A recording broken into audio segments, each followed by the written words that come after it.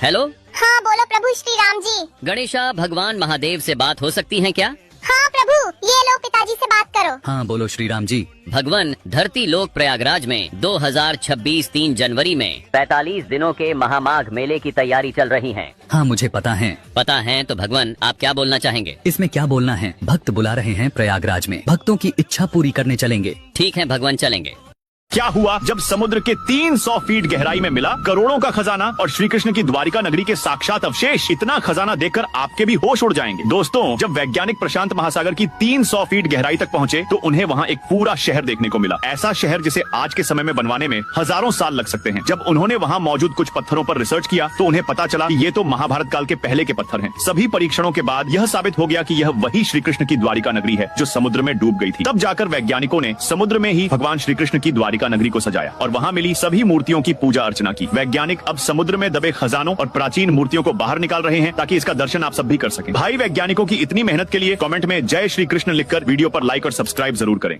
आखिर गाय माता को रोटी खिलाने से क्या होता है? ये बिल्कुल एक सच्ची कहानी है। केरल के एक गांव में रमाबाई नाम की एक महिला रहती थी। शादी के कई साल बाद जब वो पहली बार गर्भवती हुई तो डॉक्टरों ने बताया कि उसके बच्चे का विकास रुक गया है और आगे चलकर वो गर्भ में ही दम तोड़ देगा। ये सुनकर रमाबाई टूट गई। दुखी होकर वो एक पंडित जी के पास गई। पंडित जी ने उसे सलाह दी कि वो गौ माता की सेवा करे, शायद कोई चमत्कार हो जाए। उस दिन के बाद से रमा रोज सुबह पास के गौशाला में जाने लगी। वहाँ एक सफेद, शांत और कोमल स्वभाव वाली गाय रहती थी। रमा रोज उसके लिए ताजी रोटियां बनाकर ले जाती, उसके माथे पर प्यार से हाथ फेरती और मन ही मन प्रार्थना करती, माँ आप भी गर्भवती हैं और मैं भी गर्भवती हूँ, लेकिन मेरे नसीब में बच्चा नहीं लिखा है। कुछ हफ्तों बाद रमा फिर डॉक्टर के पास गई। इस बार डॉक्टरों ने साफ साफ कह दिया कि देखो रमाबाई, बच्चे का विकास रुक गया है, इससे तुम्हारे जान को खतरा हो सकता है। लेकिन इस बार रमाबाई ने खुद को टूटने नहीं दिया। वो और भी ज्यादा प्रेम और श्रद्धा से गौ माता की सेवा करने लगी। जन्माष्टमी का दिन आया। उसी रात रमाबाई को चमत्कारिक रूप से उसने एक स्वस्थ, सुंदर और हंसमुख बच्चे को जन्म दिया। डॉक्टर भी मन ही मन सोच रहे थे, सभी रिपोर्ट तो कुछ और कह रही थी। फिर ये कैसे संभव हुआ? जब रमा घर लौटी तो उसे पता चला कि जिस गाय की वो सेवा करती थी उसने भी उसी रात एक बछड़े को जन्म दिया था, लेकिन वो बछड़ा मरा हुआ निकला। गौशाला चलाने वाले लोगों ने कहा कि गौ माता ने रमाबाई की सारी पीड़ा अपने ऊपर ले ली थी। तो दोस्तों, गौ माता केवल एक पशु नहीं है, वे मातृत्व, करुणा और त्याग का प्रतीक है। उनकी सेवा से मन भी पवित्र होता है और जीवन भी पवित्र होता है। गाय माता को अपने दिल से मानने वाले भक्त कमेंट में जय गाय माता अवश्य लिखें। ये है कर्नाटक के गौडगेरे का जागृत चामुंडेश्वरी क्षेत्र, जहां 18 हाथों वाली 25 किलो सोने और 5 धातु से बनी ये विशाल मूर्ति भक्तों को दूर से ही अपनी ओर खींच लेती है। लेकिन रुकिए, ये विशाल सुनहरी मूर्ति इस मंदिर का असली चमत्कार नहीं है। असली रहस्य तो मंदिर के गर्भगृह के अंधेरे में छिपा है। ये कहानी शुरू होती है सालों पहले, जब एक गरीब किसान को अपने खेत में मिली थी माँ की एक छोटी सी स्वयंभू मूर्ति, और यही वो चमत्कारी मूर्ति है। कहते हैं, आप पर कितना भी बड़ा टोना टोटका या बुरी नजर हो, इस मूर्ति के सामने बस नमक चढ़ाने से सब भस्म हो जाता है। गाड़ी, घर या कोई भी सपना हो, यहाँ एक नारियल बांधकर मांगो और वो मुराद पूरी होकर ही रहती है। तो अब आप समझे, बाहर जो आप सोने की विशाल मूर्ति देखते हैं वो माँ का भव्य स्वरूप है, और गर्भगृह के अंदर रखी वो छोटी सी मूर्ति इस मंदिर का दिल है। ये है यहाँ के चमत्कारी नंदी। अगर इन्होंने आपको आशीर्वाद दे दिया तो समझो आपका काम पक्का। इतना ही नहीं, अगर कर्ज में डूबे हो तो बस यहाँ आकर एक सिक्का चिपका दो, सारी आर्थिक परेशानियां दूर हो जाती हैं। लेकिन रुकिए, आरती के समय यहाँ साक्षात नाग देवता उस चमत्कारी मूर्ति को दर्शन देने आते हैं। कमेंट में जय माता दी लिखना न भूलें। ये पागल राजकुमारी तालाब का सारा पानी मोटे पाइप से बाहर निकाल देती है, जिससे तालाब सूख जाता है और मछलियां तड़पने लगती हैं। पास में शहतूत खा रही गाय को शक होता है और वह दौड़कर तालाब के पास जाती है। मछलियों को तड़पता देख गाय घबरा जाती है और पानी की तलाश में सुनसान रेगिस्तान की ओर निकल पड़ती है। कुछ दूर उसे रेत में एक अद्भुत शिवलिंग दिखता है। गाय बैठकर ओम नमः शिवाय का जाप करती है। उसकी सच्ची प्रार्थना सुनकर महादेव प्रकट होते हैं, और जब गाय उन्हें सारी बात बताती है तो गाय की बात सुनकर महादेव मरी हुई मछलियों के पास जाते हैं। फिर महादेव अपनी शक्ति से तालाब को ठीक कर देते हैं और उनमें से गंगा की धारा तालाब में गिरने लगती है। तालाब भर जाता है और सारी मछलियां फिर से जीवित होकर खुशी से तैरने लगती हैं। लेकिन अफसोस, महादेव जी के लिए एक भी लाइक सब्सक्राइब नहीं किया। आप सभी को नए साल तक 1 मिलियन हर हर महादेव कमेंट करना है। हनुमान ज्ञान गुण सागर जय कपीसति गुलोक उजागर, जय हनुमान ज्ञान गुण सागर जय कपीसति गुलोक उजागर। रामदूत अतुलित बल धामा, अंजनी पुत्र पवन सुत नामा, महावीर विक्रम भुजंगी कुमति निवार सुमति के संगी जय हनुमान ज्ञान गुण सागर जय कपीसति लोक उजागर जय हनुमान ज्ञान गुण सागर जय कपीसति लोक उजागर रंजन हरन विराज सुबेसा कानन कुंडल कुंचित केसा हाथ वज्र और ध्वजा विराजय कांधे मूंज जनेऊ साजन जय हनुमान ज्ञान गुण सागर। ये वो देवी हैं जिनका नाम किसी संत या देवता पर नहीं बल्कि एक क्रूर राक्षस के नाम पर पड़ा था। हजारों साल पहले भारत के पश्चिमी तट पर बसी मछुआरों और नमक बनाने वालों की बस्तियों में एक अत्याचारी राक्षस का आतंक था। वह इतना शक्तिशाली था कि देवता भी उसे हरा नहीं पा रहे थे। जब उसका अत्याचार बढ़ा तो सभी ने मिलकर भगवान ब्रह्मा से प्रार्थना की। तब ब्रह्मा ने अपनी शक्ति से एक अष्टभुजा देवी को उत्पन्न किया और सभी देवताओं ने उन्हें अपने अपने अस्त्र शस्त्र दिए, जिससे वह महाशक्तिशाली बन गई। उस महाशक्तिशाली देवी ने राक्षस को युद्ध के लिए ललकारा और अंत में उसे पराजित कर दिया। लेकिन यहाँ कहानी में एक अद्भुत मोड़ आता है। मृत्यु से पहले उस राक्षस का हृदय परिवर्तन हो गया। वह देवी के चरणों में गिर गया और पश्चाताप करते हुए एक वरदान मांगा। उसने प्रार्थना की, हे देवी, आप महान हैं। मेरी इच्छा है कि इस स्थान पर आपका एक मंदिर बने और आपकी पूजा मेरे नाम से हो। देवी उसकी भक्ति से प्रसन्न हुई और वरदान स्वीकार किया और उसी क्षण जिस स्थान पर राक्षस ने अपने प्राण त्यागे थे वहीं धरती से देवी की एक स्वयंभू मूर्ति प्रकट हुई। राक्षस मुंबारक के नाम पर उस मूर्ति का नाम मुंबा देवी पड़ा और जिस देवी ने इस भूमि को एक राक्षस के आतंक से मुक्त कराया उन्हीं मुंबा देवी के नाम पर इस सपनों के शहर का नाम पड़ा मुंबई। आज भी कोली मछुआरे समुद्र में जाने से पहले अपनी मुंबा माता को याद करते हैं। कमेंट में जय माता रानी जरूर लिखें। वानर लोग बड़े जोर शोर से पत्थरों पर राम नाम लिखकर समुद्र में फेंक रहे थे और मजे की बात वो सब पत्थर चमत्कार की तरह तैर रहे थे। ये देखकर प्रभु राम के मन में भी जरा सी जिज्ञासा जागी। उन्होंने सोचा, अरे मेरे नाम से पत्थर तैरता है तो अगर मैं खुद पत्थर फेंकूंगा तो जरूर तैरेगा। रामचंद्र जी ने चुपके से एक पत्थर उठाया, समुद्र की ओर बढ़े, धीरे से हाथ खोला, छपाक, पत्थर सीधा नीचे डूब गया। राम जी थोड़े से संकोच में पड़ गए, पर पीछे खड़े हनुमान जी तो सब देख रहे थे। उन्होंने मुस्कुराते हुए आगे बढ़कर कहा, प्रभु आपका नाम लेने से पत्थर तैरता जरूर है, लेकिन जिसे आप अपने हाथ से छोड़ दें वो कैसे तैरेगा? उसका सहारा ही तो आप हैं। आप छोड़े देंगे तो वो डूबेगा ही, उसके पास जाने को और जगह कहाँ? हनुमान जी का ये जवाब था एकदम देशी, सीधा दिल पर लगने वाला। हनुमान जी की बुद्धि को एक जोरदार लाइक तो बनता ही है और कमेंट में लिखना मत भूलना, जय श्री राम।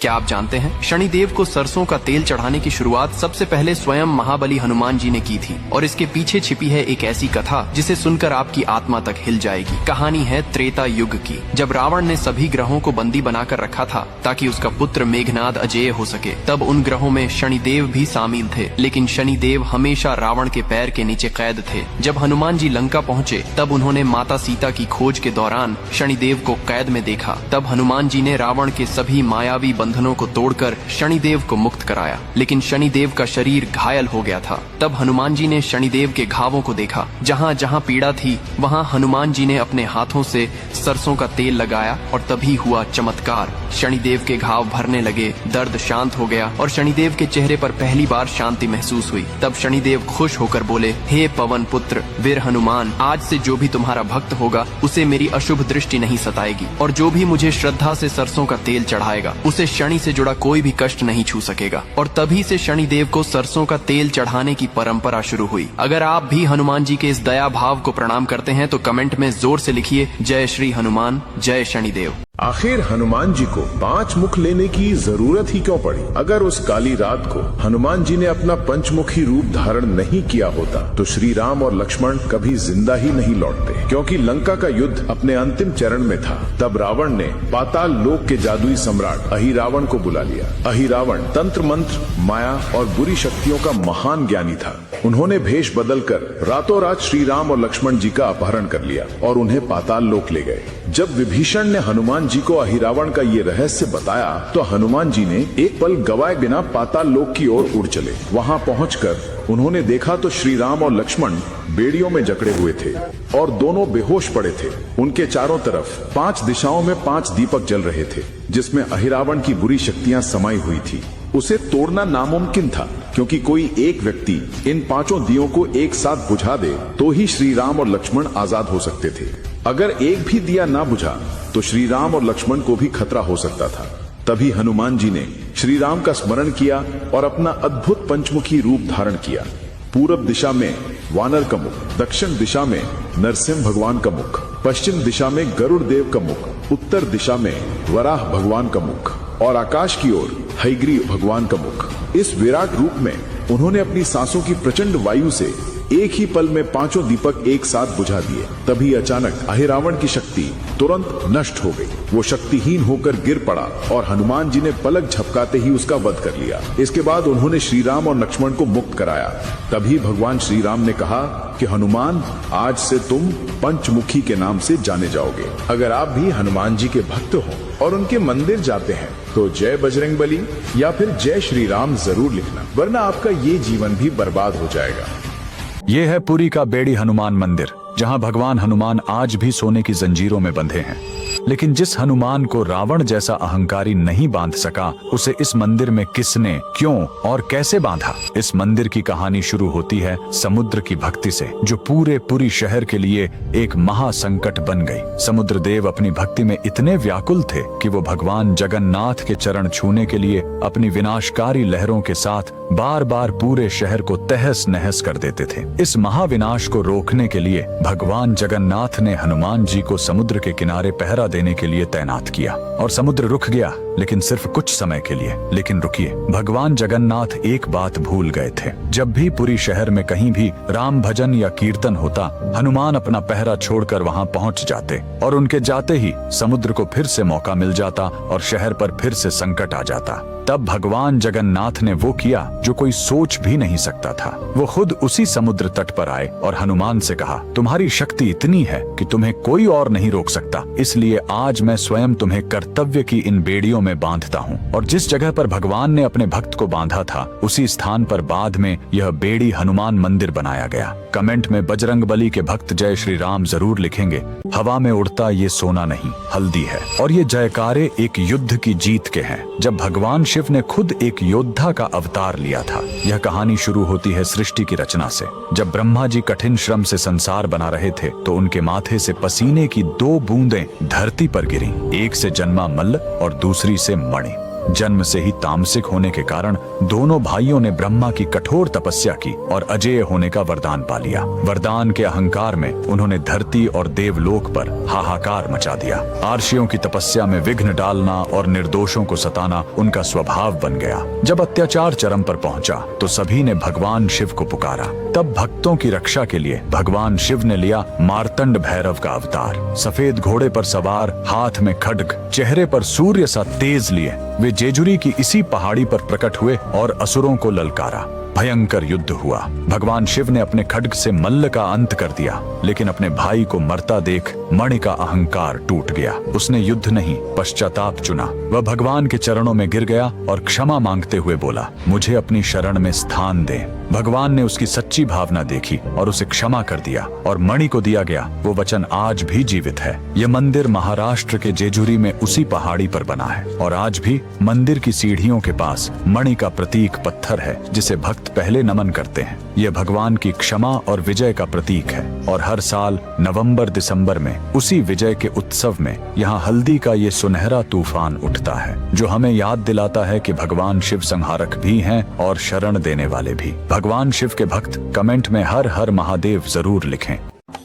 आपको और आपके पूरे परिवार को नए साल की हार्दिक शुभकामनाएं। एक ऋषि का ऐसा भयानक श्राप जिसने हनुमान जी की माता को स्वर्ग से उठाकर एक पल में बंदरियां बनाकर धरती पर फेंक दिया। कहानी शुरू होती है स्वर्ग की अप्सरा पुंजिक स्थला से। उस समय पृथ्वी पर महान ऋषि दुर्वासा कठोर तपस्या कर रहे थे। देवताओं के राजा इंद्र को डर लगने लगा कि कहीं ऋषि अपनी तपस्या की ताकत से इंद्रदेव से भी ज्यादा शक्तिशाली न बन जाएं और इंद्रलोक पर राज न कर लें। अपनी कुर्सी बचाने के लिए देवताओं के राजा इंद्र ने पुंजिक स्थला को आदेश दिया कि पृथ्वी पर जाओ और दुर्वासा ऋषि का ध्यान भटका दो। इंद्र के आदेश पर वह ऋषि के आश्रम गए और उनकी तपस्या में बाधा डालने लगी। ऋषि दुर्वासा ने गुस्से में आंखें खोली और उसे श्राप दे दिया। तूने एक चंचल वानर की तरह हरकत की है, जा पृथ्वी पर तेरा चेहरा भी वानर जैसा हो जाएगा। अप्सरा ने रोते हुए ऋषि के पैर पकड़ लिए। तब ऋषि ने दया दिखाई और मुक्ति का उपाय बताया। जिस दिन तुम भगवान शिव के 11वें रुद्र अवतार को जन्म दोगी, तुम वापस अप्सरा बन जाओगी। इसी श्राप के कारण उस अप्सरा ने पृथ्वी पर वानर राज कुंजर के घर बेटी के रूप में जन्म लिया, जिनका नाम अंजना पड़ा। बरी होने पर उनका विवाह महान वानर योद्धा केसरी से हुआ, लेकिन श्राप से मुक्ति पाने के लिए उन्हें एक पुत्र की आवश्यकता थी। इसलिए माता अंजना ने हम्पी के इसी अंजनाद्रि पर्वत पर भगवान शिव की घोर तपस्या की। सालों की तपस्या से शिव जी प्रसन्न हुए और वायुदेव के माध्यम से अंजना के गर्भ में दिव्य शक्ति स्थापित की। और तब इसी पहाड़ी पर जन्म हुआ बजरंग बली का। हनुमान जी के जन्म लेते ही माता अंजना का श्राप टूट गया। आज कर्नाटक के हम्पी में स्थित यह अंजनाद्रि पर्वत इस पूरी घटना के गवाह है। 575 सीढ़ियां चढ़कर आज भी भक्त उस पवित्र जन्म स्थान के दर्शन करने आते हैं। पवन पुत्र हनुमान के लिए कमेंट्स में जय बजरंग बली जरूर लिखें। सेतु बन रहा था। वानर लोग बड़े जोर शोर से पत्थरों पर राम नाम लिखकर समुद्र में फेंक रहे थे और मजे की बात, वो सब पत्थर चमत्कार की तरह तैर रहे थे। ये देखकर प्रभु राम के मन में भी जरा सी जिज्ञासा जागी। उन्होंने सोचा, अरे मेरे नाम से पत्थर तैरता है तो अगर मैं खुद पत्थर फेंकूंगा तो जरूर तैरेगा। रामचंद्र जी ने चुपके से एक पत्थर उठाया, समुद्र की ओर बढ़े, धीरे से हाथ खोला, छपाक, पत्थर सीधा नीचे डूब गया। राम जी थोड़े से संकोच में पड़ गए, पर पीछे खड़े हनुमान जी तो सब देख रहे थे। उन्होंने मुस्कुराते हुए आगे बढ़कर कहा, प्रभु आपका नाम लेने से पत्थर तैरता जरूर है, लेकिन जिसे आप अपने हाथ से छोड़ दें वो कैसे तैरेगा? उसका सहारा ही तो आप हैं। आप छोड़े देंगे तो वो डूबेगा ही, उसके पास जाने को और जगह कहाँ? हनुमान जी का ये जवाब था एकदम देशी, सीधा दिल पर लगने वाला। हनुमान जी की बुद्धि को एक जोरदार लाइक तो बनता ही है, और कमेंट में लिखना मत भूलना, जय श्री राम।